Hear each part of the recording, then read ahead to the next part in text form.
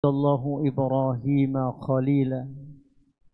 Sadaqallahul azim wa sadaqa rasuluhun nabiyul habibul karim walhamdulillahi rabbil alamin.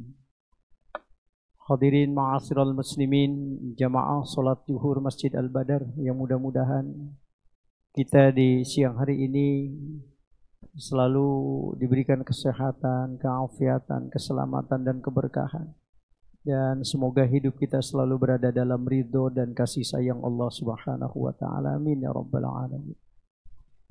Hadirin sekalian yang dimuliakan Allah Subhanahu wa taala. Alhamdulillah, para tamu-tamu Allah sudah mulai berangkat menuju Madinatul Munawwarah dan Makkatul Mukarramah untuk menjadi tamu-tamu Allah, melaksanakan ibadah haji. Semoga kita doakan mereka yang menjadi tamu-tamu Allah untuk menunaikan ibadah haji. Mudah-mudahan Allah jadikan hajinya menjadi haji yang mabrur, haji yang diterima oleh Allah Subhanahu wa taala, dan mudah-mudahan mampu mengaktualisasikan nilai-nilai yang terkandung di dalam ibadah haji yang dilaksanakannya. Amin ya rabbal alamin. Hadirin sekalian yang dimuliakan Allah Subhanahu wa taala. Bicara haji atau bicara Idul Kurban itu selalu identik dengan Nabi Ibrahim alaihissalam. Beliaulah peletak dasar adanya Idul Kurban dalam ajaran Islam. Yang kita tahu Nabi Ibrahim alaihissalam itu termasuk manusia yang mendapatkan kemuliaan di sisi Allah itu sebagaimana Allah katakan dalam Quran surah An-Nisa ayat 125, wattakhadallahu Ibrahima khalila. Dan Allah menjadikan sosok Ibrahim itu sebagai khalil. Khalil itu kekasih, teman dekat. Ini pernah satu ketika Rasulullah Shallallahu Alaihi Wasallam ditanya oleh malaikat, ya Rasulullah, bagaimana kedudukanmu di sisi Allah sebagaimana kedudukan nabi-nabi yang diutus oleh Allah? Bukankah Nabi Musa alaihi salam itu punya kedudukan sebagai kalimullah, manusia yang diberikan kemuliaan bercakap-cakap dengan Allah? Nabi Isa ruhullah, ruhnya Allah. Nabi Ibrahim itu khalilullah, kekasihnya Allah. Itu Nabi tertunduk. Tiba-tiba malaikat Jibril alaihi salam itu mengatakan, ya Muhammad, katakan kepada Muhammad, innama Ibrahimu khalilullah wa anta habibuh. Jadi kalau Ibrahim itu sebagai khalilullah, teman dekatnya Allah, wa anta habibuh, engkau itu kekasihnya Allah. Lebih dekat mana kira-kira? Habib apa khalil? Habib Allah. Jadi Nabi Ibrahim alaihissalam itu diberikan kedudukan oleh Allah sebagai khalilullah, kekasihnya Allah atau teman dekatnya Allah. Ada beberapa alasan kenapa Nabi Ibrahim alaihissalam mendapatkan kedudukan sebagai khalilullah. Pertama, karena tentu penghambaan Ibrahim alaihissalam itu kepada Allah begitu luar biasa. Posisi dia sebagai hamba Allah itu yang disanjung oleh Allah Subhanahu wa taala begitu luar biasa. Yang kedua, Ibrahim alaihissalam ini terkenal sekali dengan kedermawanannya. Itu di dalam kitab Nasoihul Ibad itu. Itu Ibrahim alaihissalam itu dia tidak pernah merasa nyaman kalau dia makan sendirian. Jadi Nabi Ibrahim itu sangat terkenal orang yang pandai menjamu. Bahkan dia kalau mau makan itu harus berjalan bermil-mil hanya untuk mencari orang yang bisa diajak makan bersama. Itu Nabi Ibrahim alaihissalam. Kalau kita kan Nabi makan soto Betawi, kalau bisa makan sendirian. Nabi Ibrahim enggak. Dia cari orang, harus berjalan bermil-mil hanya untuk mendapati orang yang bisa diajak makan bersama. Itu kedermawanan Ibrahim alaihissalam. Makanya dalam hadis Rasulullah Sallallahu Alaihi Wasallam Rasul katakan inna abdala ummati la yadkhulunal jannah bikasratis shalah wala siyam. Sesungguhnya wali-wali abdal di antara umatku, kata Allah. Sesungguhnya wali-wali abdal di antara umatku, kata Nabi Muhammad. La yadkhulunal jannah bikasratis shalah. Mereka itu masuk ke dalam surga bukan asbabnya karena banyaknya sholat. Wala siyam, dan juga bukan karena banyaknya dia puasa.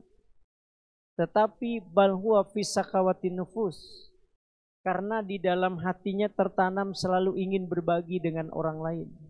Itu waliullah itu. Ya, jadi kualitas kewaliannya itu bukan karena banyaknya sholat, bukan karena banyaknya puasa, bukan karena banyaknya zikir, tapi karena dia ingin selalu berbagi dengan orang lain. Itulah Nabi Ibrahim alaihissalam. Makanya pernah Rasulullah itu dengan sahabat. Kata Rasulullah, tahu nggak kalian, aku mau ceritain. Ada hamba Allah yang begitu dicintai oleh Allah, sampai kecintaan Allah kepada hambanya yang satu ini, kalau seandainya dia meminta, Allah nggak akan menolak permintaannya sedikit pun. Seandainya dia memohon, Allah nggak akan nolak permohonannya sedikit pun. Sahabat waktu itu agak terkagum-kagum. Kata sahabat, ya Rasulullah, begitu hebatnya orang ini, sholatnya, puasanya, hajinya, zikirnya. La. Sholatnya sama seperti kalian, zikirnya sama seperti kalian. Maksudnya sama seperti itu kualitas sahabat, bukan kita, bukan. Ya, kita Nabi bilang kualitasnya sama seperti kalian, berarti kualitas sahabat, dan tentu berbeda dengan kita. Jadi sholatnya biasa, zikirnya biasa, hajinya biasa, umrahnya biasa, sama seperti kalian, kata Rasulullah. Lalu apa yang menyebabkan orang itu kok begitu istimewa? Sampai apapun yang dia minta, Allah malu menolak permintaannya. Apa kata Nabi? Orang itu dicintai dan disayangi oleh Allah. Apapun yang dia minta, Allah malu menolak permintaannya, karena orang itu suka berbagi dengan orang lain. Itulah Ibrahim. Makanya dia disebut dengan Khalilullah, kekasihnya Allah, karena Nabi Ibrahim pandai berbagi dengan orang lain. Bahkan satu riwayat, dan ini sangat masyhur sekali, bagaimana Ibrahim alaihissalam itu pernah suatu ketika bersedekah itu dengan 1000 ekor kambing, 1000 ekor kambing, 300 sapi dan 100 ekor unta. Jadi kalau dinominalkan itu udah miliaran itu Nabi Ibrahim. Sampai ini kemudian seluruh malaikat itu menyanjung akan kedermawanan Nabi Ibrahim alaihissalam. Jadi malaikat-malaikat itu kagum dengan apa yang dilakukan Ibrahim alaihissalam, menyumbangkan 1000 ekor kambing, 300 sapi, 100 ekor unta. Jadi untuk mencari manusia yang seperti itu di zamannya itu agak sulit. Karena orang-orang waktu itu terlalu sikap hidupnya hedonis, nggak mau, mereka mau berbagi.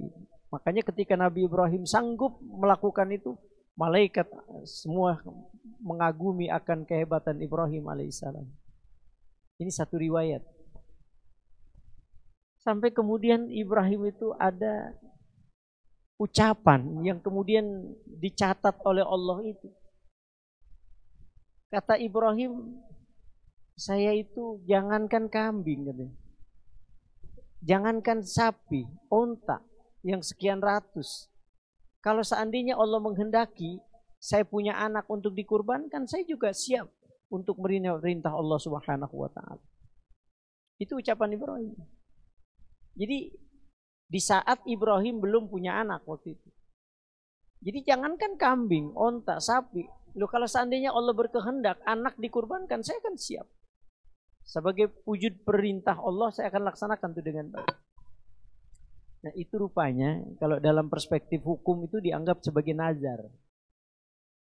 Nazar itu makanya Nabi melarang sebenarnya nazar itu. Janganlah kalian bernazar, kata Nabi.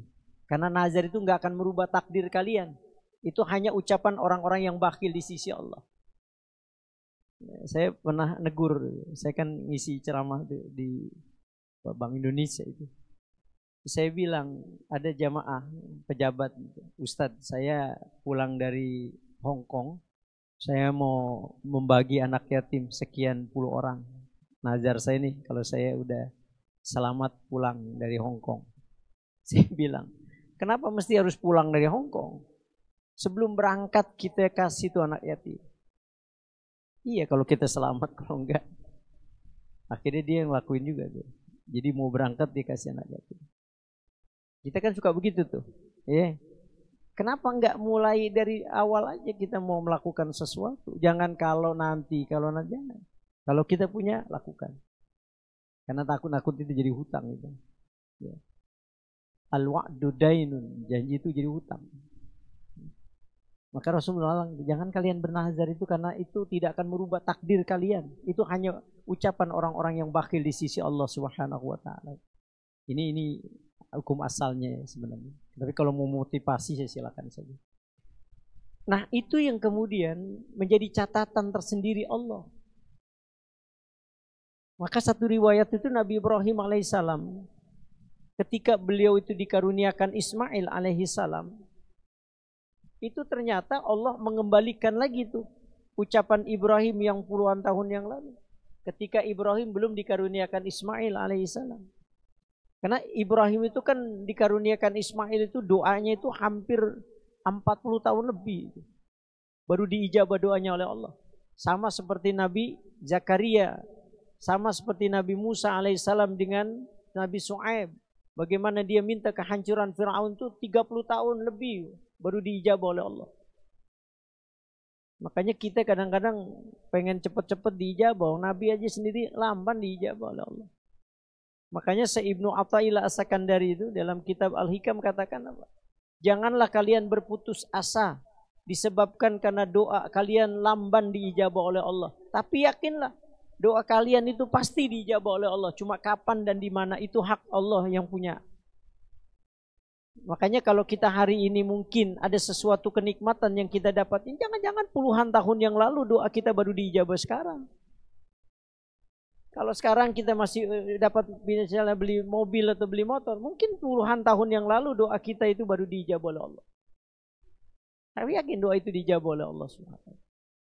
Nah, jadi Nabi Ibrahim alaihissalam itu berdoa kepada Allah akan diberikan Ismail itu lama.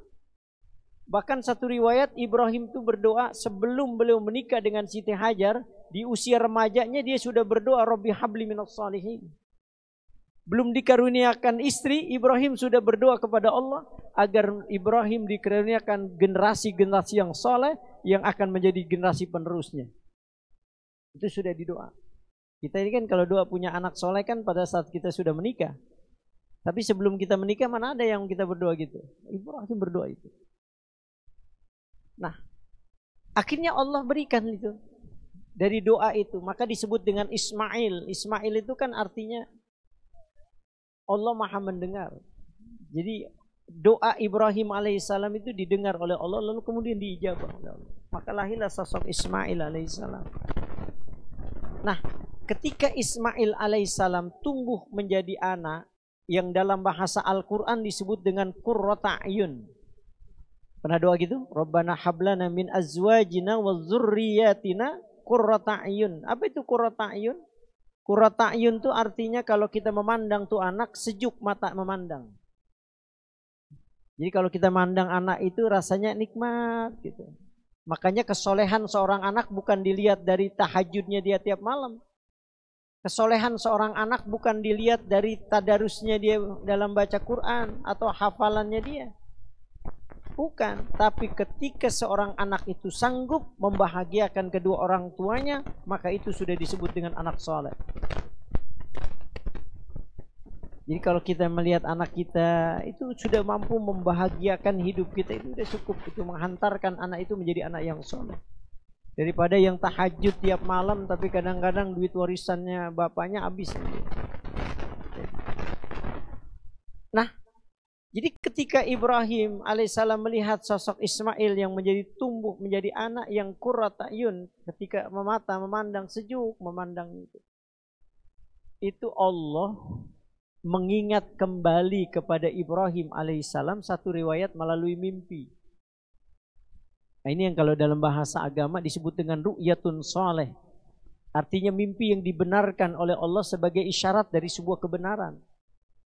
Makanya banyak kalau mimpi-mimpi yang kita alami itu bukan hanya bunga tidur saja, tapi menjadi isyarat. yang disebut dengan ru'yatun sholeh atau ru'yatun hakun.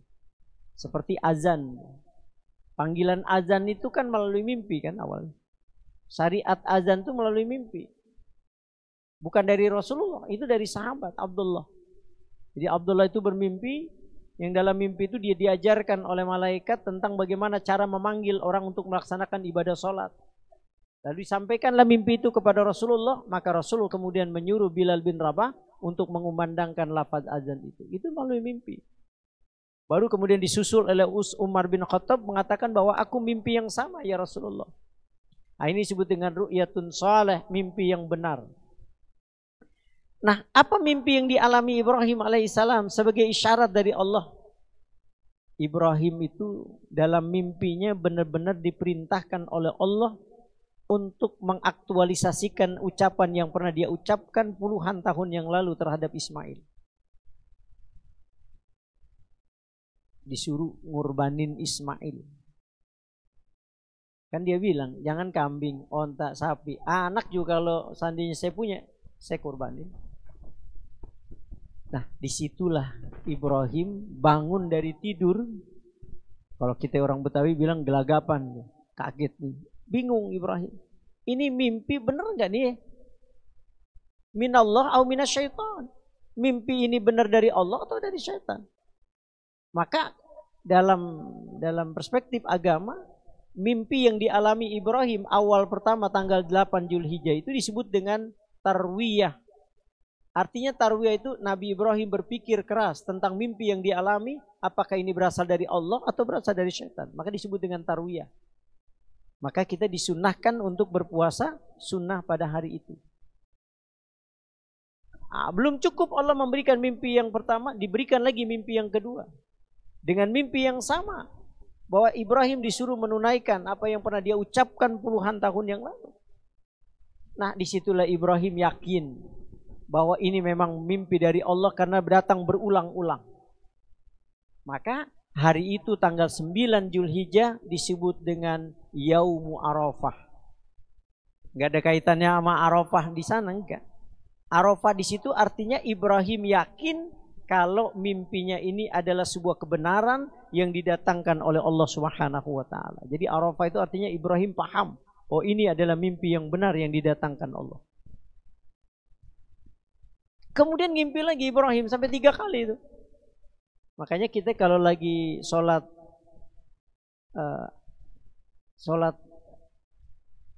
minta sesuatu gitu.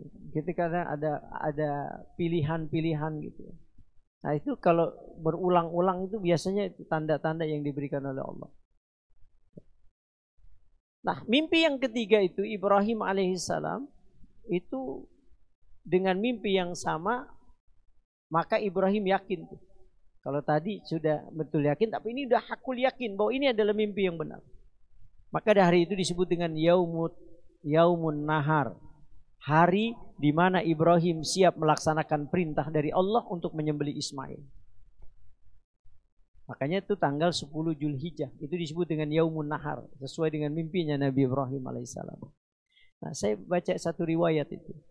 Itu setelah mimpinya Nabi Ibrahim alaihissalam. Sebagai seorang hamba Allah, dia mampu melaksanakan perintah itu. Dia suruh Ismail itu kepada ibunya agar mandi yang baik. Dipakaikan baju yang terbaik. Siti Hajar disuruh, tolong sampaikan kepada Ismail, tolong pakaikan pakaian yang terbaik. Kasih wangi-wangian dia. Saya mau mengajaknya ke Mina. Tanpa pernah memberitahukan kalau sebenarnya Ibrahim mau menyembelih Ismail. Nah, berangkat itu. Ketika Nabi Ibrahim sampai di Mina, antara anak dengan bapak saling berhadapan. Disitulah Ibrahim mengutarakan maksud dan tujuannya. Falamma balago ma'ahu sa'ya qala ya bunayya inni ara fil manami anni azbahuka fanzur madza tara. Jadi kata Nabi Ibrahim, anakku, aku bermimpi nak, yang dalam mimpi itu aku disuruh menyembelih engkau. Gimana pandanganmu Ismail? Ini Ibrahim. Sosok manusia yang bijaksana. Dia tidak otoriter. Mentang-mentang diperintahkan oleh Allah menyembelih Ismail lalu kemudian dia tebas batang lehernya, tidak. Ibrahim tetap mengajak diskusi Ismail. Ya bunayya inni ara fil manami anni azbahuka fanzur madza tara. Bagaimana pandanganmu, nak? Ayah laksanakan mimpi ini atau tidak? Semuanya kembali kepada engkau, wahai Ismail. Bagaimana bijaksananya Ibrahim alaihissalam memperlakukan Ismail?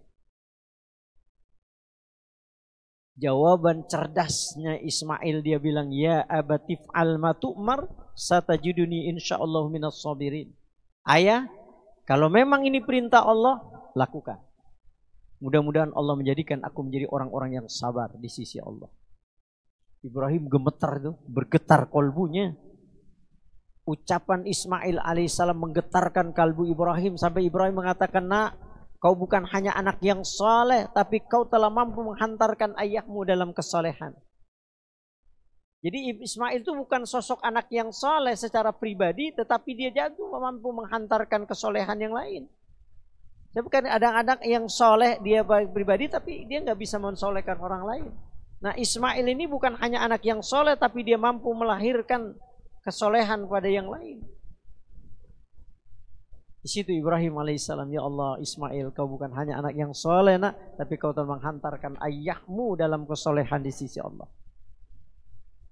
Disitulah Ibrahim hanyut terbawa oleh suasana. Ibrahim mengatakan, nak, kau sudah siap? Siap, ayah. Apa permintaanmu? Nah, ini satu riwayat. Apa permintaanmu, nak? Di saat nanti ayah menyembelihmu, nak. Ada ayah. Pertama, ini yang dalam syariat Islam kemudian berkorban ini sesuai dengan apa yang diucapkan Ismail. Pertama, ayah, nanti pada saat ayah memotongku, menyembelihku, tolong jangan hadapkan wajahku itu ke hadapan ayah. Telungkupkan ke wajahku ke bawah. Telungkupin wajahku ke bawah. Supaya apa? Supaya ayah tidak menatap wajahku, sehingga ayah tidak akan sanggup untuk menyembelihku. Karena biar bagaimanapun, aku ini anak yang puluhan tahun lalu ayah dambakan kehadirannya. Ayah nggak akan sanggup. Makanya kalau kita menyembelih hewan agak di posisinya dimiringkan.